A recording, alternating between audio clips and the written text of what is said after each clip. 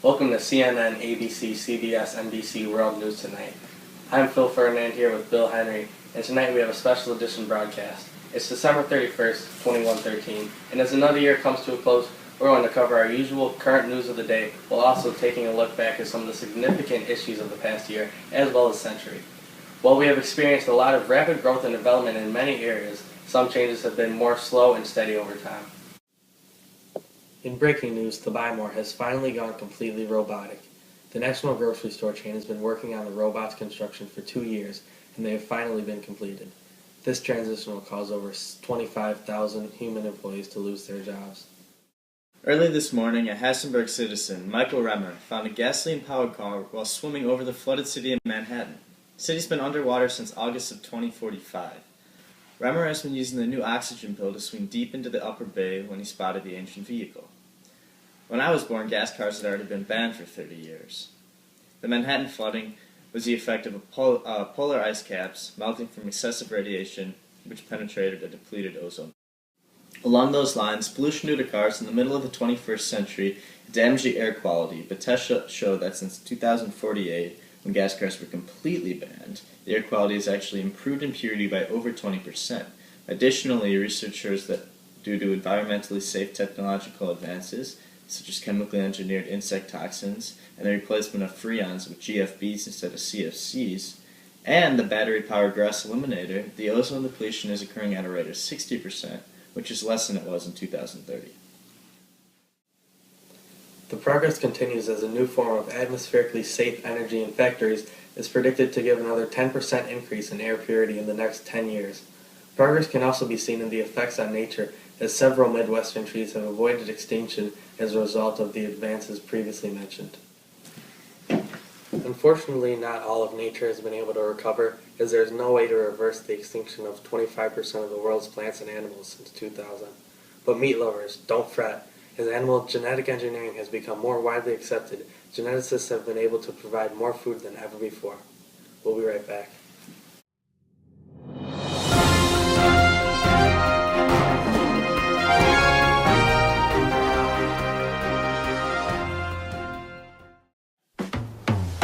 Do you spend a fortune on keeping your clothes clean? Do you have expensive washer and dryer appliances? Do you take your clothes to the cleaners? If any of these apply to you, you need throwaways. Throwaways are disposable clothing that not only help the environment by avoiding toxic cleaning products, but they also save you money. Now be careful out there, honey. You know how unpredictable the weather is these days. You never know if the temperature's going to drop or if it's going to suddenly rain. Be prepared.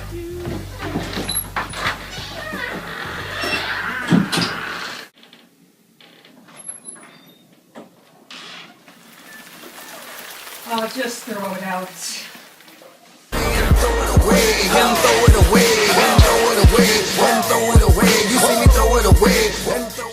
Throwaways are great when you're caught in the middle of erratic weather changes. Instead of ruining expensive clothing, just throw them away. Recently there has been a debate on the way wealth is distributed in our current economy. Today we have a virtual report from a Business Watch, George Sensenfield, over to my right. Thank you for projecting me here today. Now George, what's your opinion of the wealth distribution in the nation?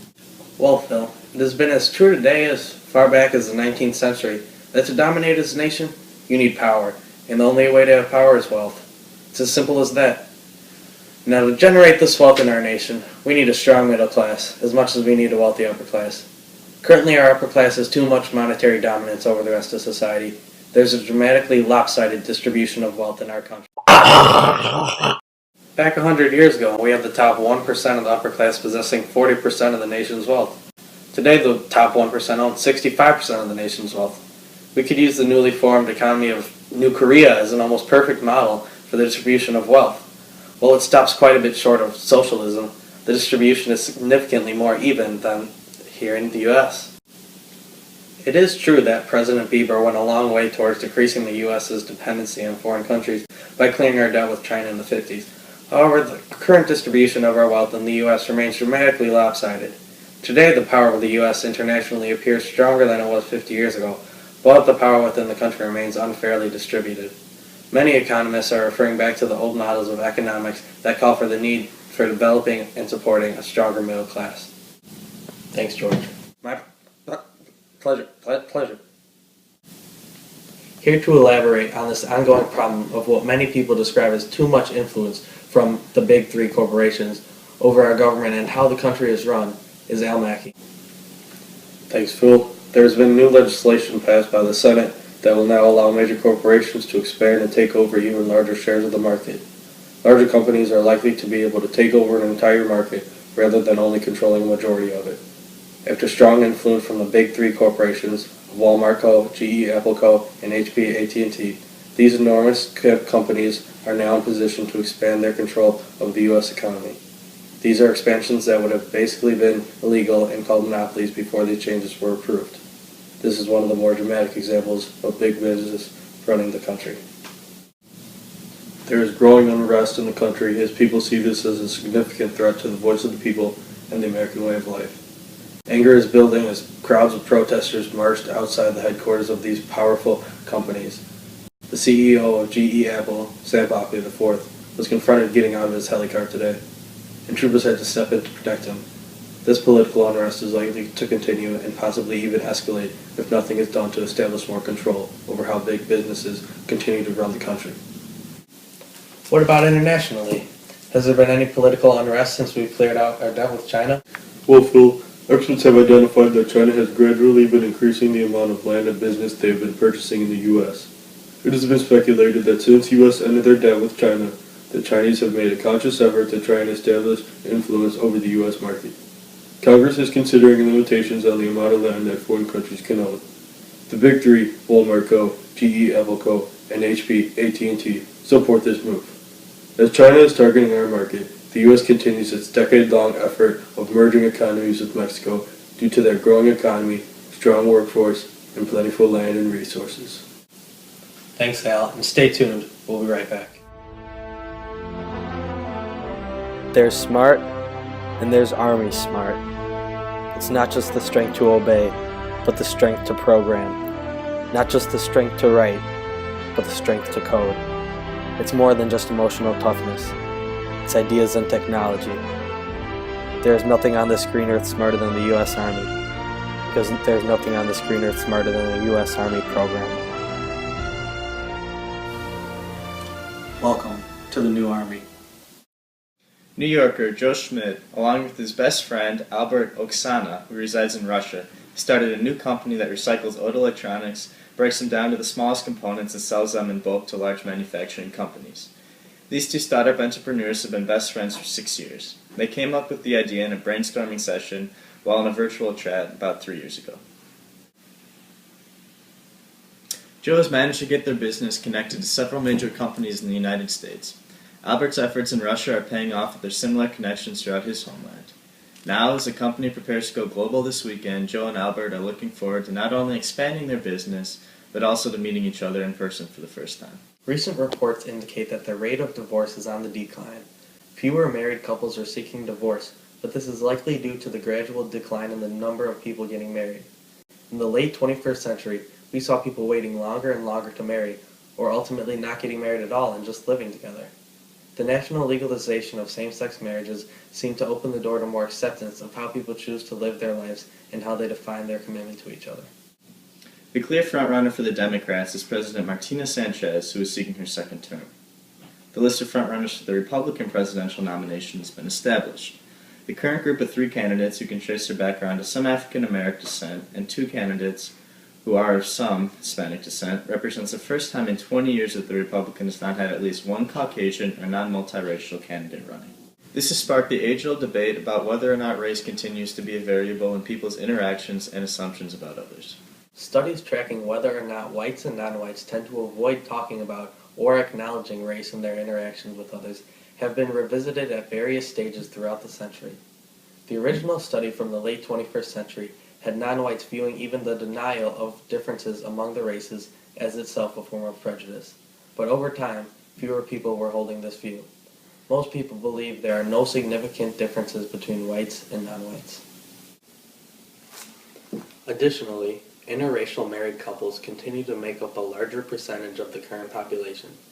As these numbers approach those of same-race couples, most people acknowledge the general lack of any noticeable prejudice based on race. Oh, Go ahead, sweetheart. I don't want to make the boss late on our first day of the big promotion. thanks, honey. With men and women competing equally and fairly in the workplace, and both investing long hours and hard work into their careers, there's hardly any room for anything else. We know you both want it all, and we can help.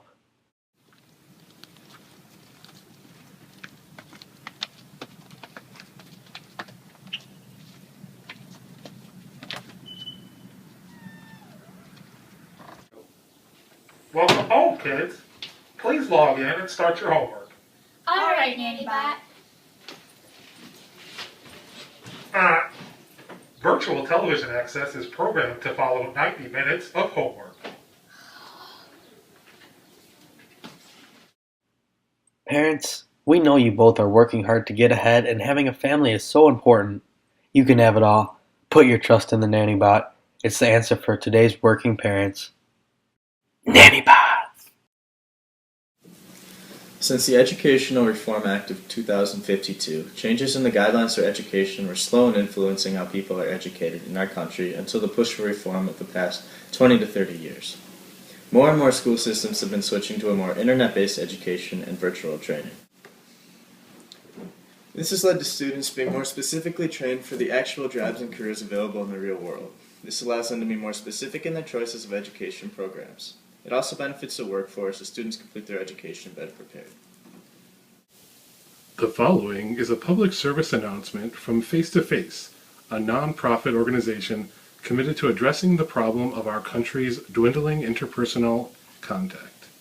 Hi, I'm Lulu Lucy, and I'd like to talk to you about the last time you met with someone face to face. And I mean person to person. There have been many technological advances in communication over the past century.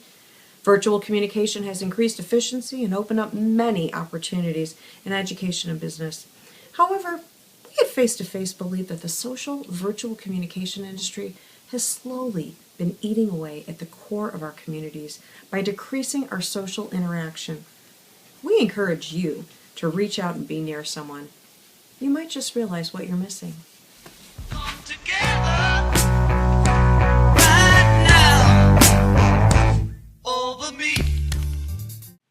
This message does not reflect the opinions of CNN, ABC, CBS, NBC, its affiliates, or its parent company, GE Apico. Census information that is now collected quarterly, thanks to digital tracking, reveals that U.S. population numbers continue to level off. This is following a decades-long trend of people having children later in life and choosing to have smaller families. The decrease in marriages also appears to be affecting this data. Most notably, though, is the continued role of birth control methods and the continuing decline in teenage pregnancies resulting in fewer births.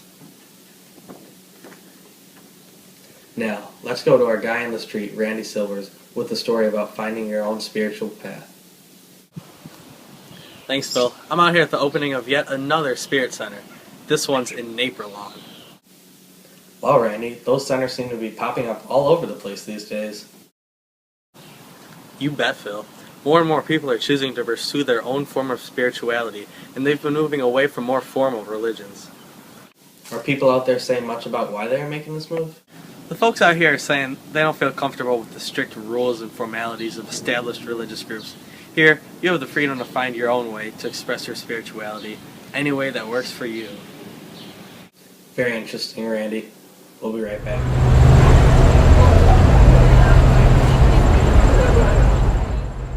Ever tired of spending all your time in the crowded city?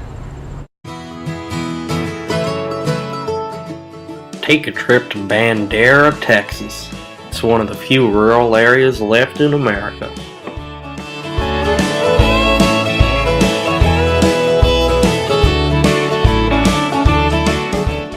See you there.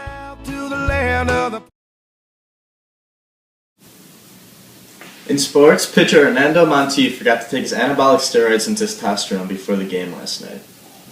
He neglected informing his coach and actually played in the game. He was unable to compete at par with the other athletes and cost the Yankees the game by giving up 20 runs in the first 3 innings before he was pulled. Really? That's such a rookie mistake. It is, Phil. It is. In other news, Cubs pitcher Dave Waterman is returning from elbow surgery, and the MLB has officially determined that his elbow reconstruction is sufficiently non-mechanical or natural to allow him to return to the mound. This is perfect timing as the Cubs are on track to possibly avoid their second 100-year World Series drought. It has been 99 years since the Cubs won it in 2014. And to wrap it up, we have our feel-good story of the night, as cancer patient Susan Jones has just been cured. Susan refused genetic testing her whole life and therefore was unaware of her risk for cancer. At 80 years old, she finally came to the doctor after unknowingly living with skin cancer for 2 years. Luckily, doctors were able to cure her, leaving her grandkids very thankful. That's all for the night. Thanks for tuning in and have a happy and prosperous 2114. Stay classy, America.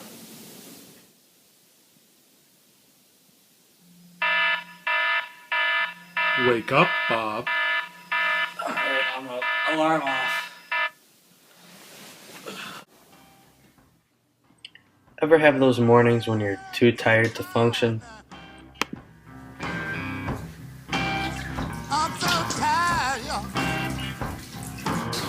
Coffee on it, extra strong. And not even your coffee can wake you up?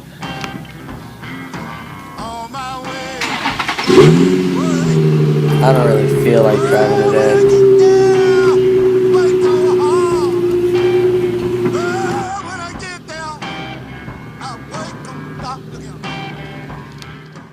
Infinity, the leader in unmanned vehicles.